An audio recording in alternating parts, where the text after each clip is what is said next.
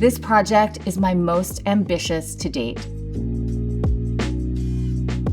I built out my design firm, Studio Athena Calderone, to create all aspects of this space, allowing us to take this architecturally driven renovation to the highest level.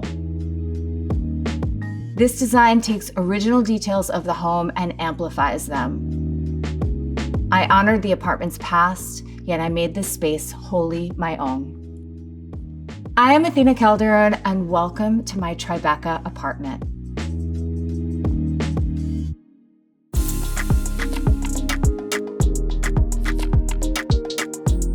When I think about design, I'm always paying attention to that very first point of inspiration, and for me, it was the kitchen. The form of this island was inspired by a Le Corbusier desk that I saw. I really wanted the island to almost feel like it was this monastic, modernist form that was dropped into this historic setting. I went to the Mack Museum when I was in Vienna and absolutely fell in love with the ceiling, which was leaded glass. And that's where my favorite part of this home kind of came together, which was these leaded glass doors. They're open right now, but one of my favorite details is that you can completely close it up. So after I'm finished cooking and I'm about to host guests, I can close the leaded glass doors and have just this beautiful island, making it be the focal point of the room. I worked in direct contact with my architect, Danielle Sigurd, and she really helped me bring these leaded glass details and the engineering to life. We worked with Ammunil, which is the most incredible metal fabricator. They're in Philadelphia. I worked directly with the owner, Adam, and I got to go to their workshop and really understand the craft, the artistry, and all the love, to be perfectly honest, that went into these doors. A fun fact about this apartment is that it used to be Thierry Despont's home in the late 80s and early 90s. He's a French designer and architect. He restored the Statue of Liberty. He renovated the Ritz in Paris, as well as the Getty Center. And I just was led on a design journey that allowed me to educate myself. I knew nothing about 20th century design, and suddenly I began studying the 1930s and the Art Déco movement, probably because in order for me to design from a place of confidence, I really needed to do the work and do the research.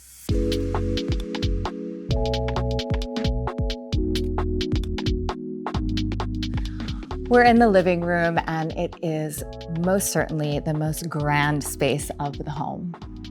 The wood paneling is likely the statement of this home, and it is historic. I worked together with the Brownstone boys on restoring all of the wood.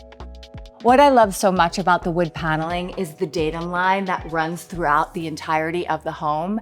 And I took that as a statement that I wanted to use to connect all of the spaces. The focal point of the living room is definitely the fireplace.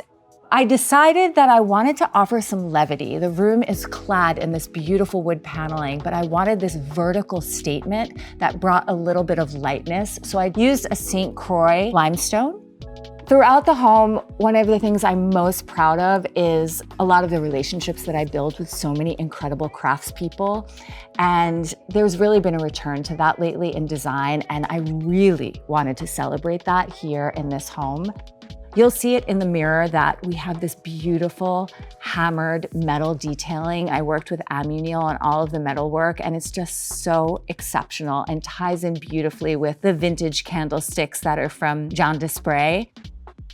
A lot of the doors are hidden, but it wasn't necessarily because I wanted to quote unquote hide them. It was more that I wanted to honor the design. I wanted to add an office where there was wood paneling. So why not make it feel hidden so you're not breaking the rhythm and the beauty of the design?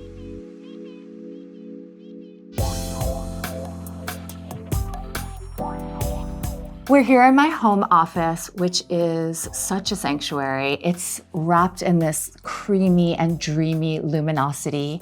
And I developed this wall covering with calico, and it's inspired by parchment. We worked with an incredible artisan to kind of hand paint the parchment and the tonality, but also did scans of real parchment skins. This home office is a dream to create in, and it really gives me both the calm and confidence that I need to create and to design in. We are here in the hallway, which is a very dramatic space. We've clad this hallway in stone. It connects the public spaces to the private spaces. It also connects the historic spaces to the more renovated spaces, and it really feels like a portal.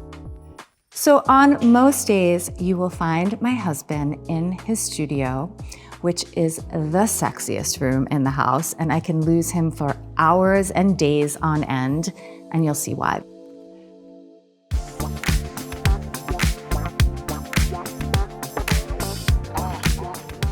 So I've been chatting enough, so babe, why don't you take it over?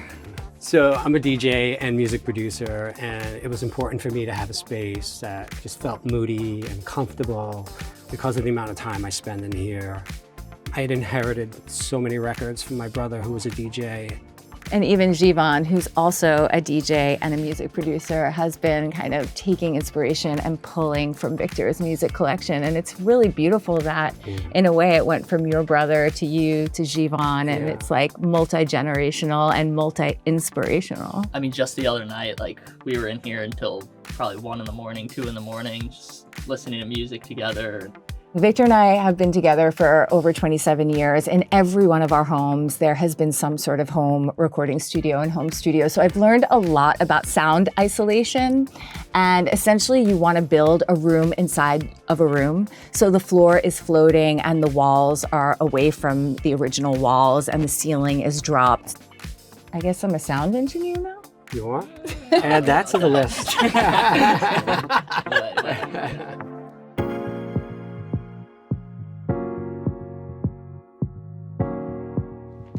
We are now in the media room. It embodies the 1930s and the Art Déco period, likely more than any space in the home. I am so in love with the lacquer doors and how they're extending vertically and breaking the datum line. I love the ceiling, which is the inverse of everywhere else in the home. Usually the wood for the paneling is at the datum line or lower, but here it's in lacquer and it's curving onto the ceiling, and it's being met by this beautiful interior skylight. The walls are padded. They are this soft silk fabric and this beautiful grid-like pattern. And it's just an amazing room to get cozy in, to be with my family. Let's head across the hallway. I'll show you my favorite guest bathroom.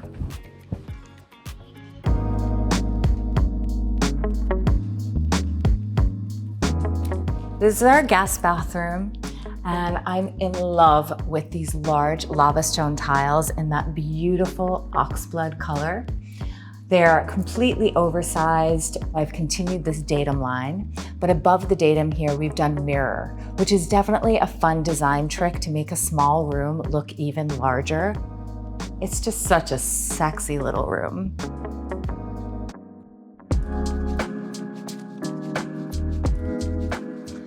We are here in the guest room, which is a very special space for me.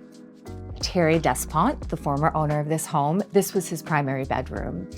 And these apothecary drawers were original to his design, and I really wanted to honor him and use and reuse the materials that were in this room. The wallpaper cladding the walls here is the exact same wallpaper that Thierry Despont had in his primary bedroom. So eventually I reached out to Thierry Despont's design studio and I just asked where it was from. And lo and behold, the person I ended up talking to had worked with Thierry since day one. He was here when Thierry lived in this space and installed this fabric. And bless his heart, he dug into the archives and he found an extra bolt of this fabric. And what's really fun is the original wallpaper that was sun faded after being in this room for so many years. I took it off the walls and I used it on the chairs that are in the dining room.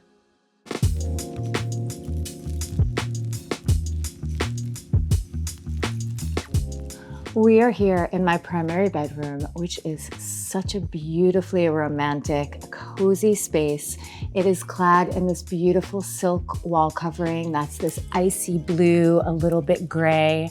And I played a lot with warm and cool tonality. I really fell in love with beds nestled inside a niche. It was something that designer Jean-Michel Franck and Paul Dupré-Lafon often did in the 1930s, and I really drew inspiration from that. So I worked together with Camp Studios, and they developed this beautiful hand-painted parchment for me. I think that it was exceptionally crafted, and I'm in love with the space.